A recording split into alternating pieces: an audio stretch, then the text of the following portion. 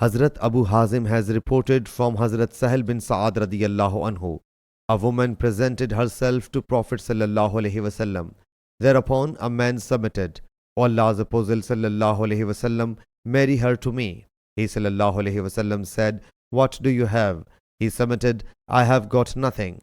He sallallahu alaihi wasallam said, "Go and search to find even an iron ring." So he went away, and when he came back, he submitted, "By Allah Jalla Jalaluhu, I have found nothing, and not even an iron ring. But I have got this wrapper, half of which I can give to her." Hazrat Sahil radiyallahu anhu said, "He did not have even a sheet." The Prophet sallallahu alaihi wasallam thereupon said, "What will she do with your wrapper?